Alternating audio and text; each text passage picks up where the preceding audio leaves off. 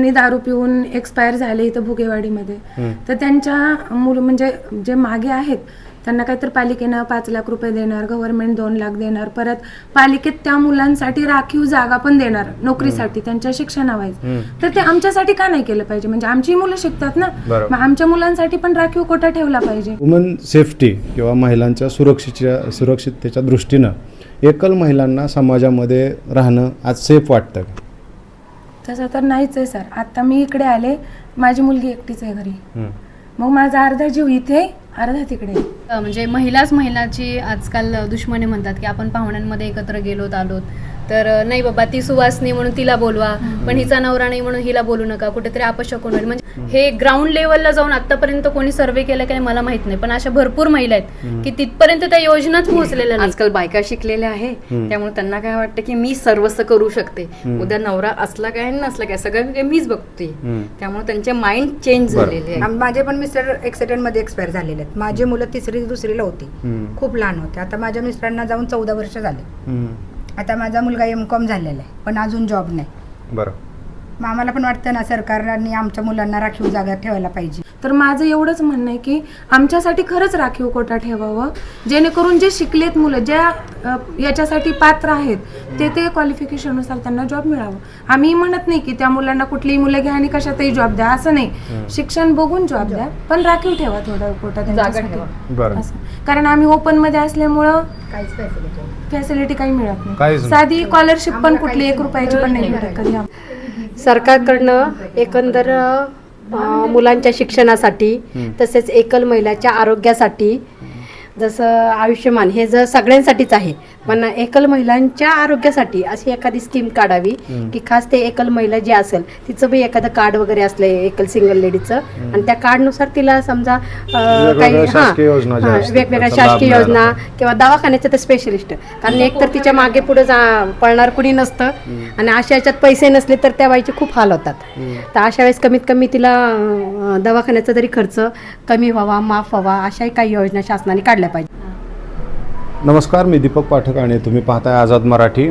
राज्यामध्ये एकल महिलांची संख्या ही मोठी आहे. 2011च्या जनगणनेनुसार तब्बल 54 लाख एवढी ही संख्या होती. तर आता गेल्या 10 ते 15 वर्षांमध्ये जवळपास हा आकडा 70 लाखांच्या आसपास गेल्या असल्याचं सांगण्यात येतं आहे. गेल्या वर्षी या संदर्भातलं सर्वेक्षण हे झालेलं आहे आणि आता महाराष्ट्र हे देशातलं असं पहिलं राज्य बनतं आहे जे एकल महिलांचा गांभीर्यानं विचार करत आहे, त्यांच्या समस्यांबाबत अतिशय गांभीर्यानं त्यांच्या समस्यांकडे पाहत आहे. यासाठीच आता एक समिती देखील स्थापन करण्यात आली असून याच अनुषंगानं राज्यातील महिलांच्या नेमक्या समस्या काय आहेत त्या दूर करण्यासाठी सरकारनं कशा पद्धतीनं काम करावं यासाठी एक धोरण ठरवण्यात येणार आहे सरकारच्या वतीनंच, आणि या समितीचं आता कामही सुरू झालेलं आहे. तर आज आपण पुण्यामध्ये असणाऱ्या काही एकल महिलांशी आपण संवाद साधणार आहोत. यांचा एक ग्रुप देखील आहे आणि त्या ग्रुपमध्ये अशा 300-350 महिला आहेत, बरोबर? तर जवळपास 350 महिला पुणे जिल्ह्यातल्या या ग्रुपच्या संपर्कात आहेत आणि या सगळ्या धोरणाबद्दल त्यांना काय वाटतं, सरकारकडून त्यांच्या अपेक्षा काय आहेत, हे सगळं आपण जाणून घेणार आहोत. ताई, स्वागत आहे तुमचं.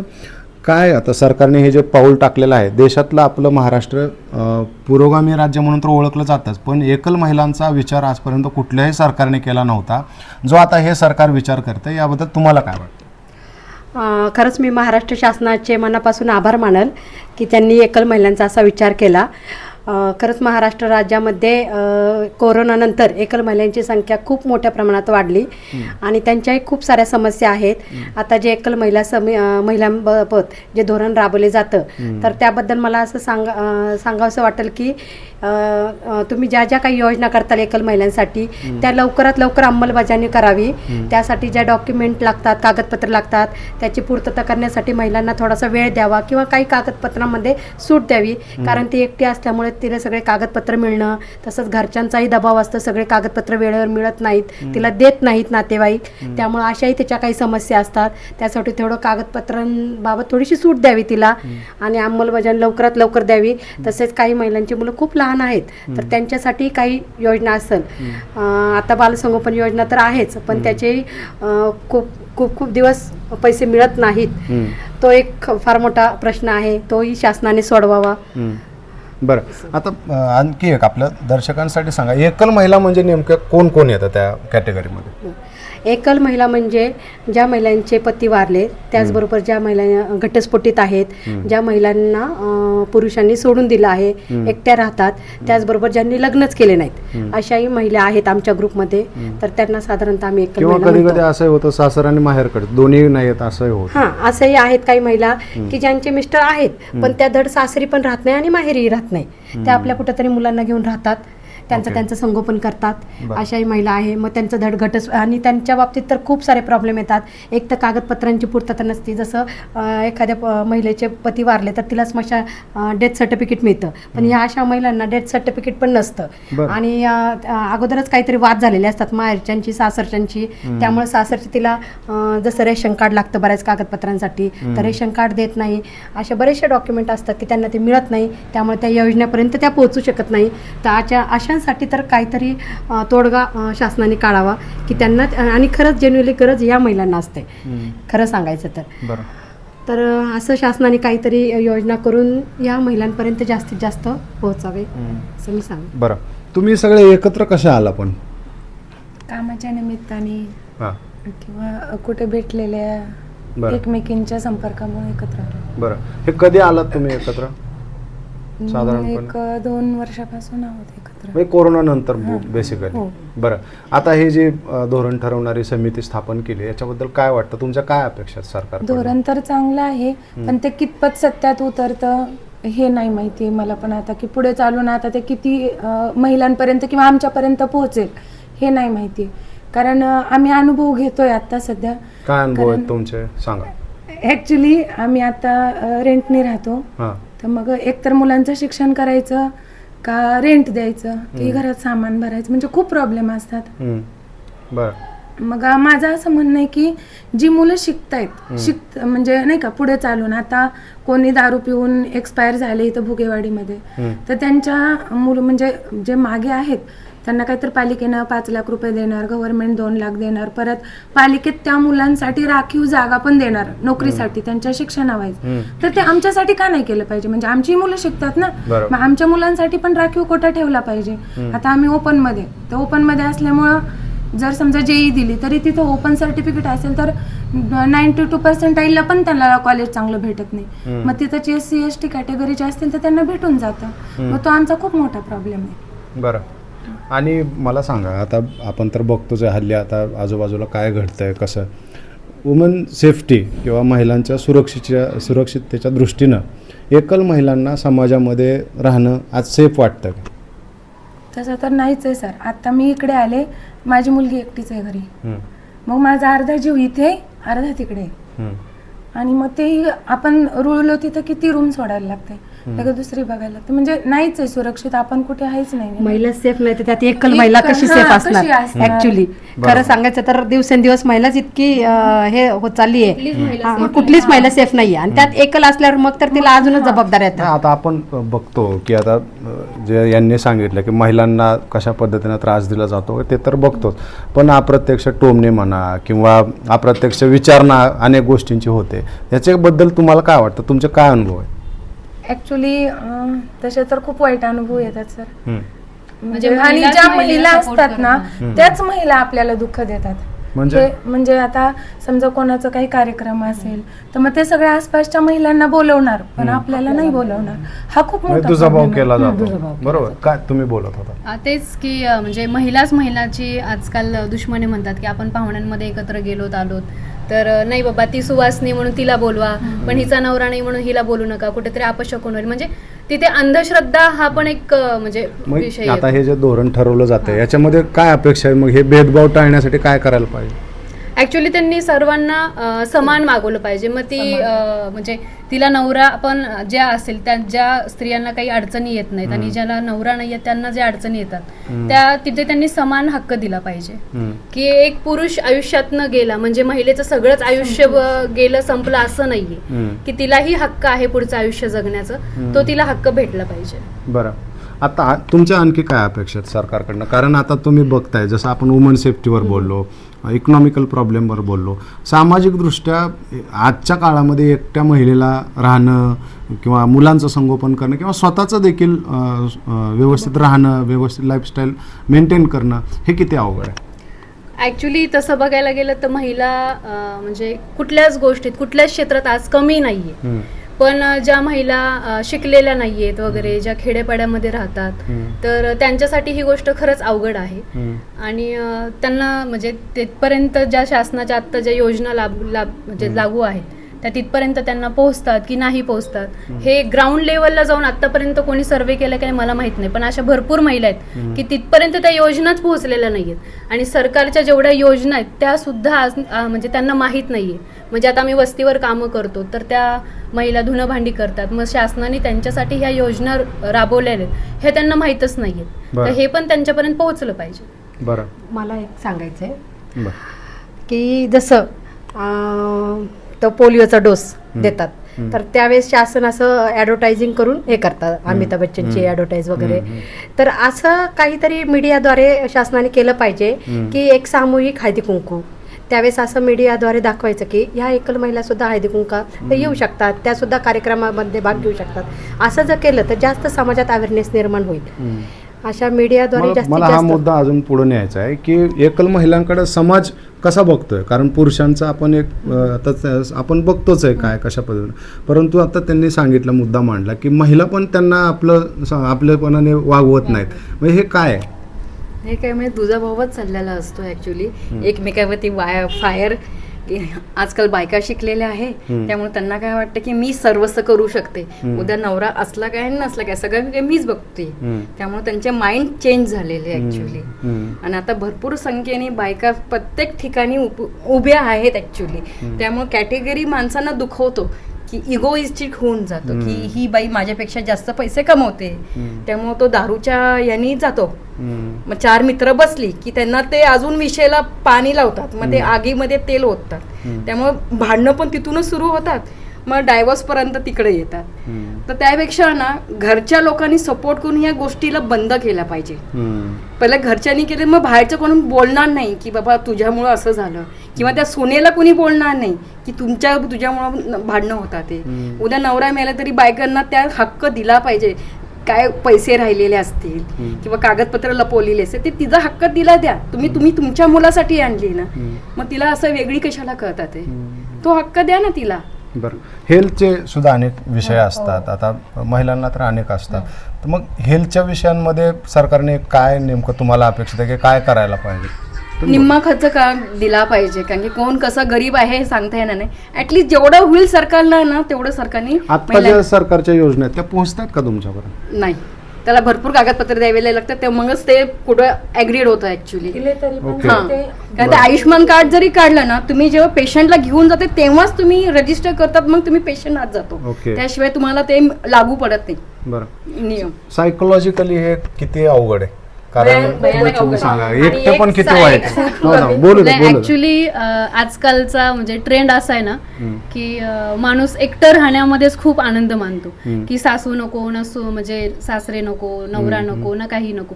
कारण आपण आपलं स्त्रिया एवढ्या भक्कम झाल्यात की त्या स्वतः कॅपेबल आहेत एवढ्या की त्या स्वतःच स्वतः करून भागून म्हणजे खाऊ पिऊ शकतात. त्याच्यामुळे हा ट्रेंड झालेला आहे की एकलपणा म्हणजे खूप छान, पण ह्याच्या विरुद्ध पण काही गोष्टी आहेत की एकलपणा म्हणजे कुठेतरी फायनान्शियली स्टॅबिलिटी हवी असते, जी करता करता आज आपण समाजात जे वावरतो वगैरे त्या गोष्टीला खूप तोंड द्यावं लागतं. पण तुम्ही ज्या फेजमधनं आता चाललेला आहात त्या स्टेजवरती मला सांगा की एकटेपण हे तुमच्यासाठी किती वाईट आहे किंवा कसं आहे, एकटेपणाकडे तुम्ही कसं बघता? नाही, आता जसं मला मगाशी तुम्ही सांगितलं की कोणीतरी बोलण्यासाठी कोणीतरी असायला, कोणाच तरी आधार असायला पाहिजे. हा आधार हवा असतो, बरोबर आहे. पण मी थोडी वेगळ्या मताची की त्यासाठी नवराच पाहिजे असं नाही. ऑब्वियस आहे.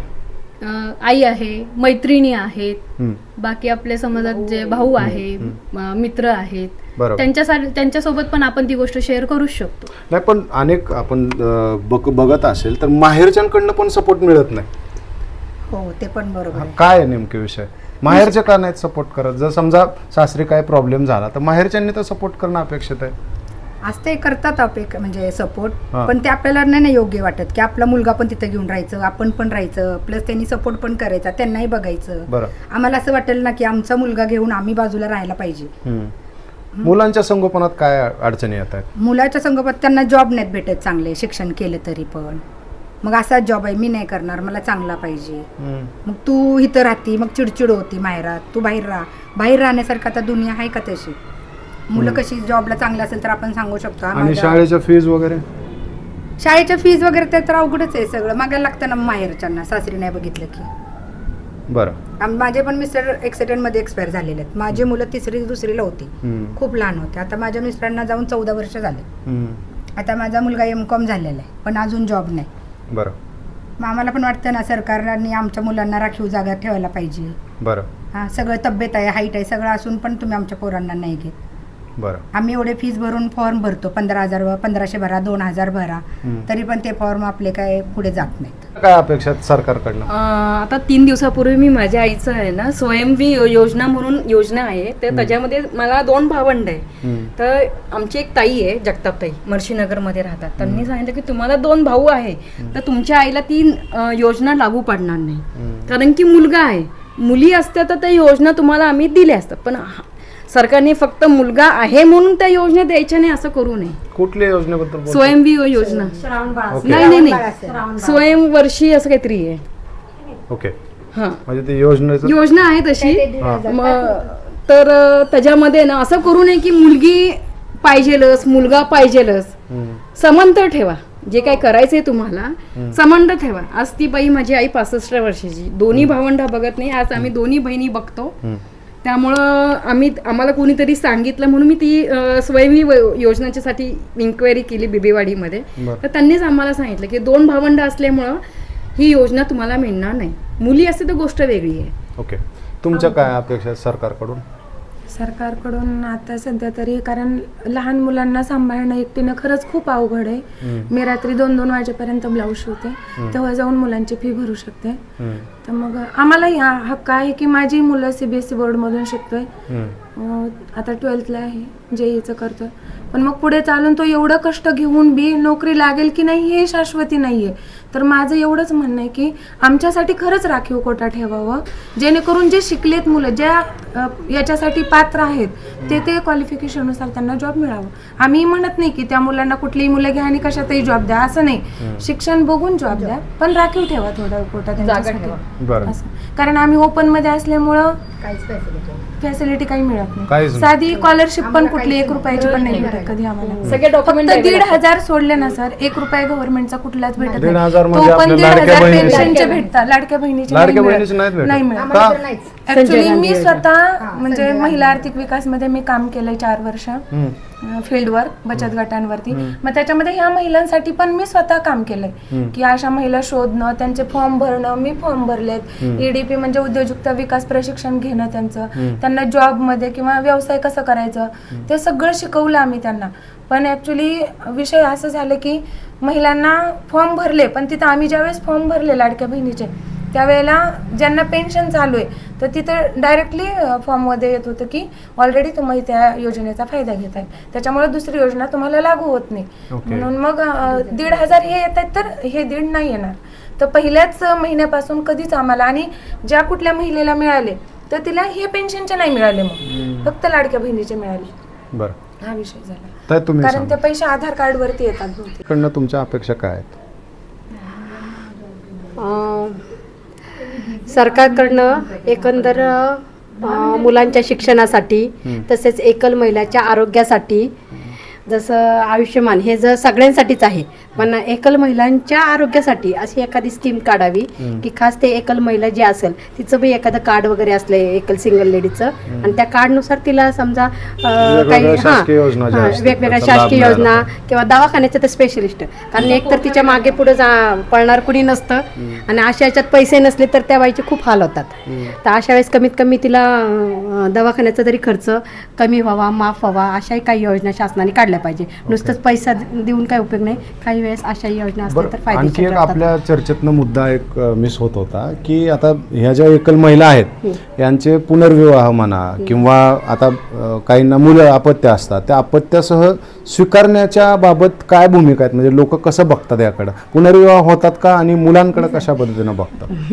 बोला बोला बोला बोला बोला बोला ॲक्च्युली माझे 5 वर्षापूर्वी मिस्टर एक्सपायर झाले जास्त ड्रिंक पिल्यामुळं. तर मी माहेरी आले, गोव्यावरून मी पुण्याला माहेरी आले राहायला. माझ्या घरामध्ये सगळे एज्युकेटेड लोक आहेत. त्यांनी मला सांगितलं की ताई तू दुसरं लग्न कर, तुझा मुलगा बोर्डिंगला राहतो. माझा मुलाचा खर्च 2 लाख रुपये. तेव्हा माझ्याकडे जवळपास 4-5 लाख होते. ते मी डिपॉझिट टाकले, त्याच्यात थोडंफार इन्कम मला येत होतं, पण त्यातूनही मला ते भागत नव्हतं. ते घरात पण मी खाते म्हणल्यानंतर मला देणं भागच आहे, बरोबर, कारण की खर्च वाढतो, घरात टोमणे देणारे असतात. तर मी थोडा 2 वर्षांनी विचार केला की खरंच काहीतरी आपलं होईल चांगलं. या दृष्टिकोनाने मी कुमठेकर रोडमध्ये पेशवाई या दुकानामध्ये मी 3 वर्ष काम केले. तर ओळखीने मैत्रिणीच्या स्थळ आलं, तर मी म्हणलं मला गरज होतं घर आणि माझ्या मुलाचं शिक्षण भागवण्याचं. बरोबर, बाकीचं मी तर करणारच होते, एक सून म्हणून, एक बायको म्हणून मी सगळ्या गोष्टी केल्याच आहे. तर त्याच्यानंतर माझ्या सेकंड मिस्टरांनी काहीही खर्च उचलला नाही. बायको म्हणून मी कुठेही कमी पडली नाही, सून म्हणून मी कुठे पडली नाही. आता लास्ट 1 वर्षापासून मी माझ्या आईकडे आली, कारण की माझ्या मुलाचा खर्च जास्त आहे. आणि माझ्या मुलाने सांगितलं की माझ्या पप्पांनी पहिला थोडेसे पैसे ठेवले, तर त्याच्यावरून भांडणं चालली. सासूने केली की आहे तर दे. ऑलरेडी माझ्या मिस्टरांच्या अंगावरती 15 लाखाचं कर्ज. त्यांना वाटलं की जास्त असेल तर तू 50% दे. तर मी म्हणलं त्याचा पैसा आहे तो हे करणं, त्यामुळे ते दुर्लक्ष केलं माझ्यावरती. मग घरात भांडणं किंवा माझं कोणाबरोबर अफेअर आहे हे सगळं उडाउडवी चालू झालं. दृष्टिकोन बदला. शेवटी माझी सासू कॅन्सर पेशंट होती, थोडेसे म्हणजे 1 वर्षभरच त्या राहिल्या ॲक्च्युली. पण त्याच्यामध्ये माझ्या मुलाचा विचार केला नाही, म्हणून मी कोणाचाही त्यांचा विचार केला नाही. पहिली गोष्ट. तुम्ही काय सांगाल, म्हणजे पुनर्विवाहाबाबत काय कसं बघितलं जातं किंवा मुलांना ऍक्सेप्ट केलं जातंय का? नाही केलं जात, नाही केलं जात. काय म्हणतात मग? नाही, एकटी पाहिजे म्हणतात. मग आम्ही मुलं कुठं टाकणार? ते म्हणतात एकटी पाहिजे. पण आई आता मुलाला सोडून कसं करणार मग? त्यांची मुलं पण सांभाळायची. तेच तर म्हणतो ना आम्ही, त्यांची मुलं सांभाळायची, त्यांचं असेल तर सांभाळायचं, पण आपलं नाही. बरोबर. आणखी एक प्रश्न आहे, आता छोटा प्रश्न आहे की आता समजा काहींना मुलं असतात ऑलरेडी, बरोबर, त्यांचं मुलं नाही, पण नवीन जे स्वतःची मुलं होतील तर ते तुमच्याकडनं अपेक्षा केली जाते. असं कसं म्हणजे त्यांना वाटतं की हा तुझा पहिला नवऱ्याचा आहे ओके. ना, तर माझं आपल्या दोघांचं म्हणजे नाव म्हणजे ते वंश चालेल, वंश चालेल. म्हणजे तो दुसऱ्याचा वंश आहे. हा, तो दुसरा बरोबर. अधिकार द्यावा लागतो. आता या दोन्ही मुद्द्यांवर तुम्ही बोला की पुनर्विवाहाबाबत काय समाज बघतो किंवा अपेक्षा काय येतात पुढच्यांकडनं आणि मुलाला स्वीकारलं जातं, अपत्याला स्वीकारलं जातं. ॲक्च्युली आपल्या समाजात आहे ना अजूनही पुनर्विवाहाला फारशी मान्यता नाही आहे. ओके. मला तर असे अनुभव आले की एखाद्या लेडीजनी म्हणणं सुद्धा पाप समजलं जातं आत्ताच्या समाजात की मला सेकंड मॅरेज करायचं आहे. ओके. असे एखादी लेडीज जरी म्हटली की मला सेकंड मॅरेज करायचं आहे तर लगेच आजूबाजूचे वेगळ्या नजरेने तिच्याकडे बघतात. मॅरेज करायचं म्हणजे हिचं आधीच काय आहे का, आधीच काही आहे का, किंवा हिला फार तर असं नाही की मॅरेज करायचं तर भरपूर प्रत्येक स्त्रीला भावनिक मानसिक आधार हवाच असतो. या दृष्टीने तिच्याही काही गरजा असतात. तर हे अजून समाजात मान्यच होत नाही. काय गरज आहे, तू खंबीर आहे, तू एकटी करशील, म्हणजे समाज ना स्वतःच्या याच्यानुसार बरोबर स्त्रीला बदलवतो. वेळ प्रसंगी तिला खंबीर करतो, वेळ प्रसंगी तिला कमकुवत बनवतो.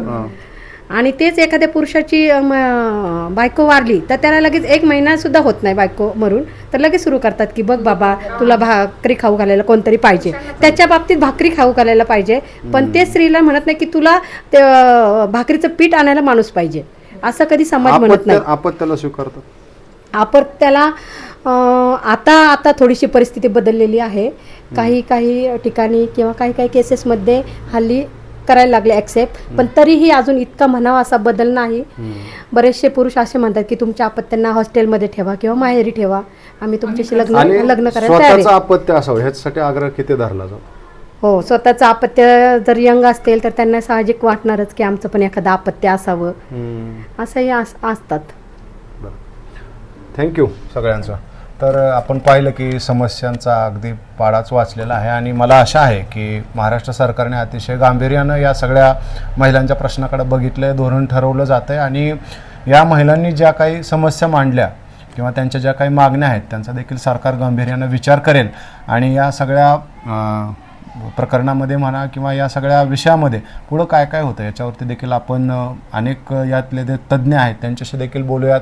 या समितीमध्ये जे आहेत त्यांच्याशी देखील आपण संवाद साधूयात आणि या प्रश्नाबाबत तुम्हाला काय वाटतं, नेमकं सरकारनं काय करायला पाहिजे ते देखील तुम्ही कमेंट करून सांगा. तुर्तास थांबूयात. धन्यवाद.